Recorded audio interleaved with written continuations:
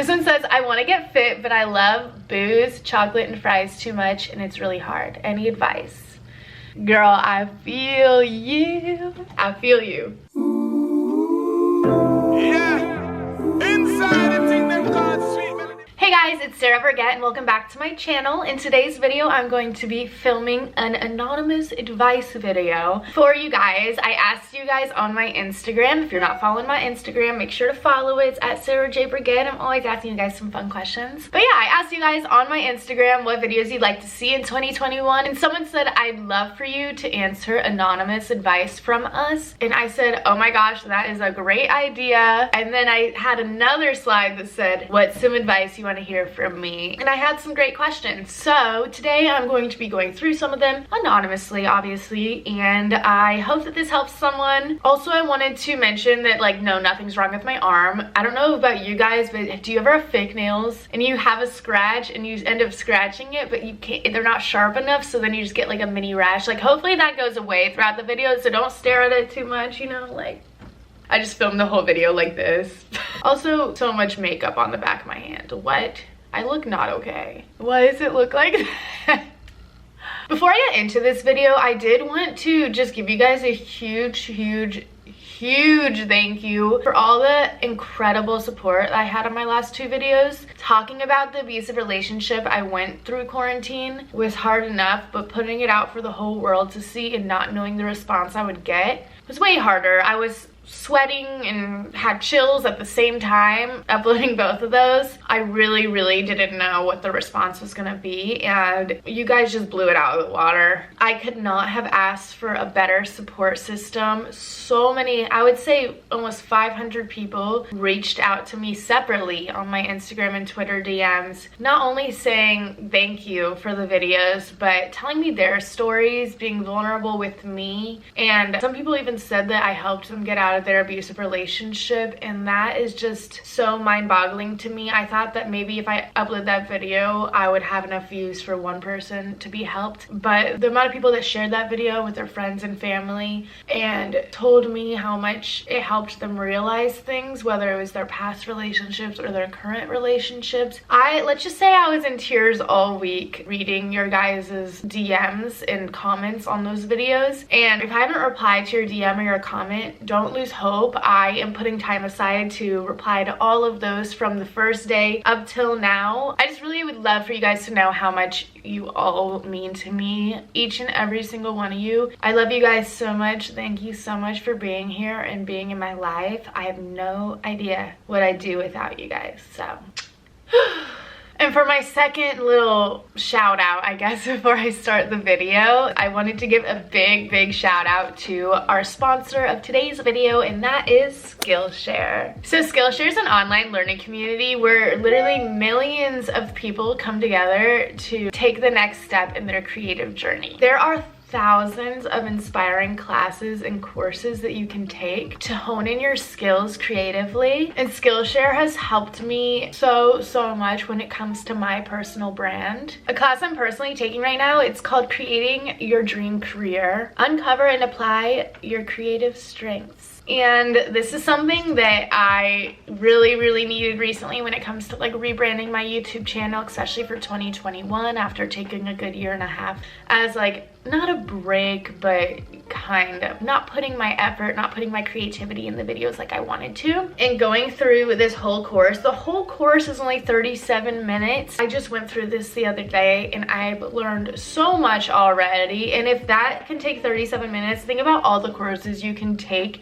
throughout either the week, throughout the month, that can help you with whatever you want, whether it's illustration, photography, there's graphic design, music, fine art, web development, animation, even like business analytics and marketing. You can really find anything on Skillshare, and it's an absolutely insane platform. Skillshare is so affordable. If you get a yearly membership, it's only $10 a month, which you're probably spending on 2 coffees a month regardless, but you can actually spend it on expanding your mind. If you put things that way, you're like, wow, what do I spend my money me on, like what? But I wanted to give you guys an offer, especially for my subscribers, because I love you so much. The first 1,000 people to use the link in the description are gonna get a free Skillshare premium membership, which is the membership that I have. And the premium membership is way better in my personal opinion. But yeah, Skillshare is for creative and curious people. You really can't go wrong no matter what level you're at.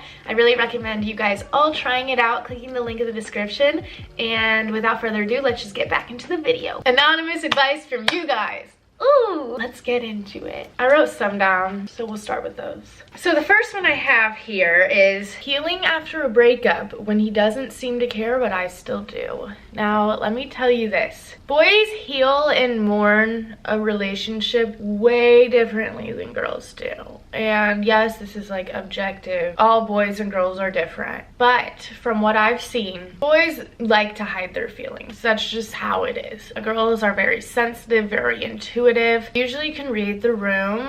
Men, on the other hand, get really scared when they're vulnerable, and whether they're going through something hard or not, it's not masculine for them to open up. Therefore, it's almost looked down upon in society, you know, for a boy to cry or mope around about his ex or whatever. I want you guys to know that that does not mean that he doesn't care or isn't going through it. It's just boys go through it in a way different, less prominent way than girls do. And them going through it, yeah, it might suck. It might be like them hooking up with someone else to try to forget you. The boy probably still cares. I will also say this. If the guy's the one that broke up with you, he was probably playing with the idea in his head a lot more than the girl. And that's why it seems, or maybe they did get over the breakup faster, easier, because in their head they knew it was happening. I've been on both sides of this. Whereas if the girl broke up with the guy, you know, the girl seems like she got over the guy way faster because in her head she was over him, you know? So honestly, my advice to this, healing after a breakup when he doesn't seem to care, but I still do, the best way, in my opinion, to get over a breakup is to literally convince your mind that like that person moved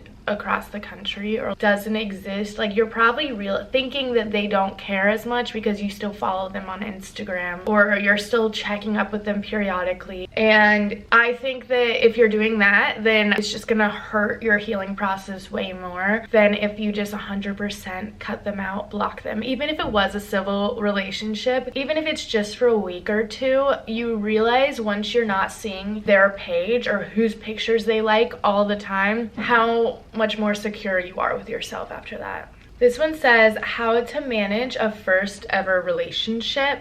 And I would say to just not overthink it. I know when I went in my first relationship, I was definitely thinking about how it went in the movies, thinking about how my friends' first relationships, first dates went. And you just need to be present in the moment. I guess manage is a weird word because it's like, which part are you like trying to manage? But I would say how to manage a first ever relationship. Don't overthink it. Go with the flow. And yeah, be present in the moment. If you can balance all three of those things, you're going to have a good experience no matter what the outcome is. And just know going into your first relationship that, yeah, it's fun to toy with the idea of a future. But whether you have a future or not with this person, you're going to learn something from them. Therefore, it's a good thing that they're in your life.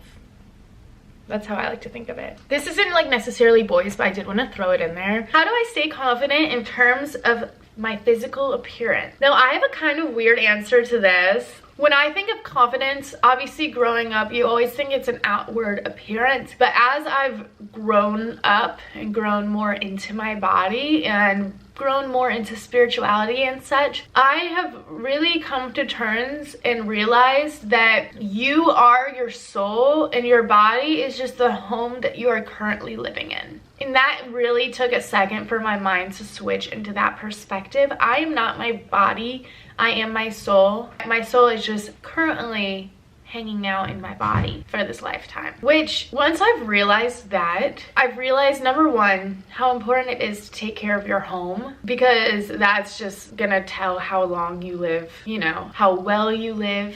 But really, it's way more important to take care of your soul. If you take care of your soul, if you feed yourself nutrients, fruits and vegetables, if you work out, not even to make your body look good, but to make your soul feel good, your outside perspective is just gonna fall into place. I swear, I'll have a really good day and a really good mindset throughout the day, and I'll be wearing sweatpants and like barely any makeup, and I'll still feel like my physical appearance is great just because of the aura I'm putting off, because of the energy I have. Now, vice versa, sometimes I'm feeling like really bleh, like poopy throughout the day, and I'm like, oh, I'll just do my makeup and put on an outfit that I think I'll look good in, and I still won't be feeling myself, and it's because of the mindset. It's because I probably ate something shitty, and it's not even just like me looking in the mirror being like, I'm a little bloated. It's literally me looking in my face and saying like, am I bright? Am I present? Everything of that sort. I know that like doesn't really answer like the physical appearance side, but I really think that your soul and your physical goes hand in hand. If you are happy with who you are on the inside, it's going to show on the outside, no matter what your body type is, no matter what. The confidence really always comes from within. So yeah, I hope that answered it right.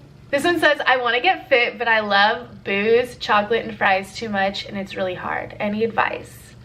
Girl, I feel you. I feel you. I'm in 2021 reincorporating my workout routine and everything. It's really hard to have a workout routine in 2020 because the gym's closed for a good amount of time. And I used to be the type of person who can just work out in my room, but now I'm someone who needs to like have my mindset of I'm in the gym, I'm gonna stay here for an hour, I'm gonna work my butt off, and then I'm gonna leave. Right? So my biggest advice for this is to have the mindset, work hard, play hard, and kind of reward yourself with the sweets after you know, get your workout done, meal prep, whatever. So for example, I would not let myself have booze, chocolate, or fries if I didn't go to the gym first, if that was my goal. And the thing is that's crazy is once you go to the gym and you leave the gym, your body usually feels so good that you're not even craving unhealthy things anymore. And if you are, who cares? You went to the gym, you can treat yourself. You know, obviously not go too overboard, but I love the work hard, play hard, even work hard, play harder mentality. If you want to go out with friends and have a few drinks,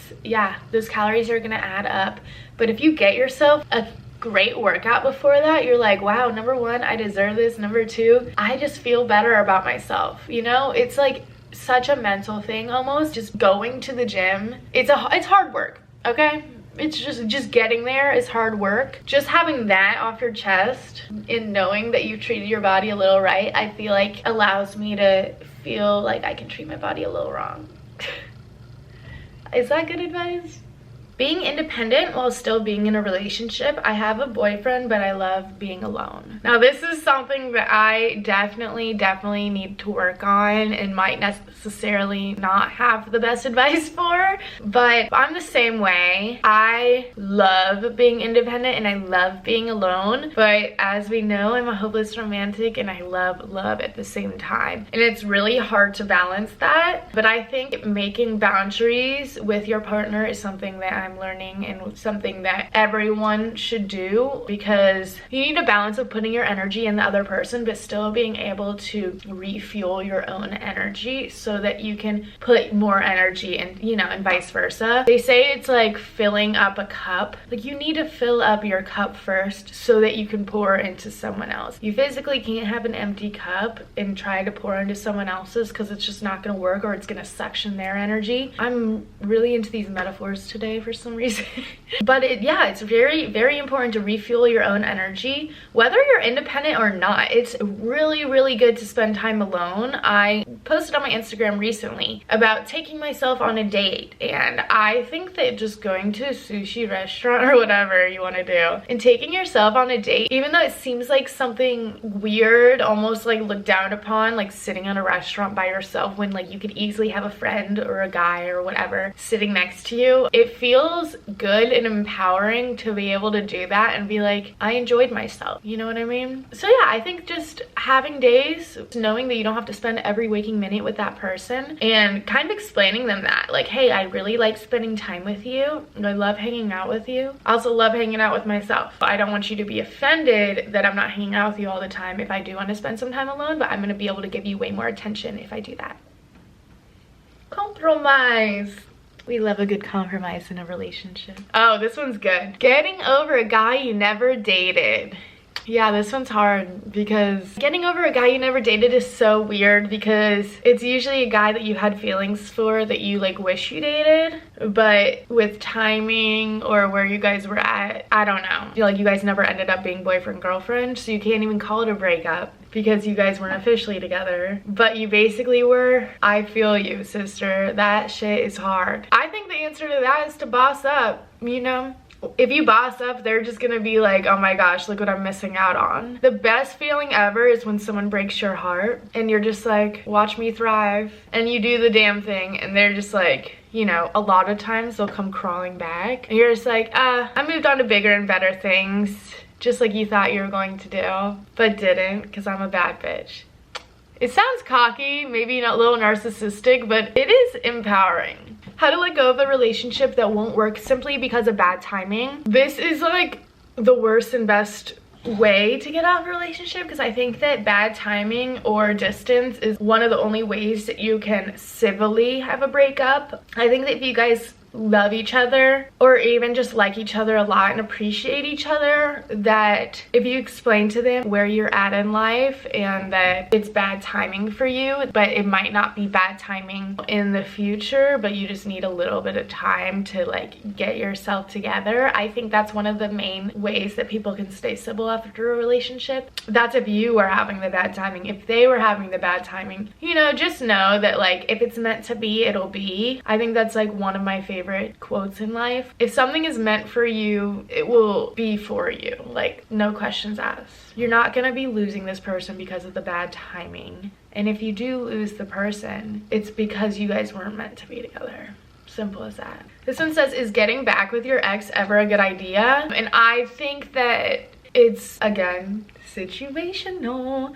But if it was bad timing or distance and it's something that you guys never were like really hateful towards each other or really negative towards each other for, you guys are mature enough to decide that maybe you can give it another shot, yes. Have I gotten back in a relationship before? No. I think that with every relationship and, you know, big event that happens in your life, that's a chapter. And as fun as it is to reopen a chapter, you usually know how it's going to end. And, you know, there's rare instances where people broke up and got back together and it worked out perfectly, but I think that usually when you're getting out of a relationship, you've learned everything that you can learn about yourself and that person in the relationship, and it's just time to move over to a different energy. So okay, this one says, advice for learning not to care about what others think of you, living a judgment-free lifestyle. It took me many years growing up to not care about what other people thought of me. Not caring what other people think of you really, oh, what is this hair doing?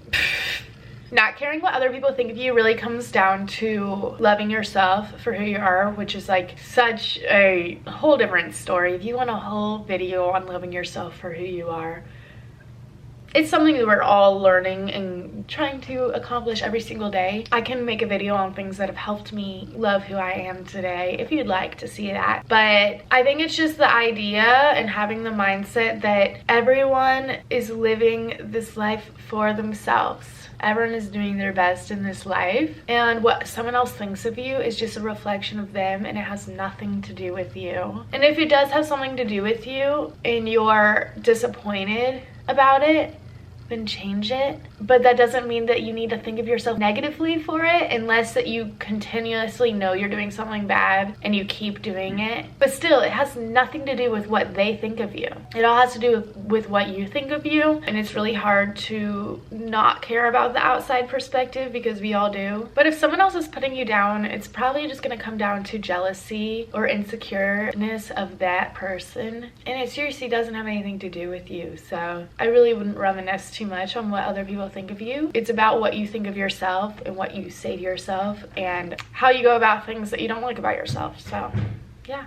Anyways, that's it for today's video. I hope you guys really enjoyed it. If you did, please be sure to give me a thumbs up and comment down below what you thought. If you want this to be a little series on my channel, give me some different advice questions down below or some topics or anything, because I'd love to do that. If you have any other questions, comments, concerns, comment those down below as well. Make sure to subscribe and turn on those video notifications because we're back every week, baby. I'm so excited. I love you guys so much. I'll talk to you in my next video. Bye. Feels like a daydream to me, my dear. And I don't wanna ever wake up.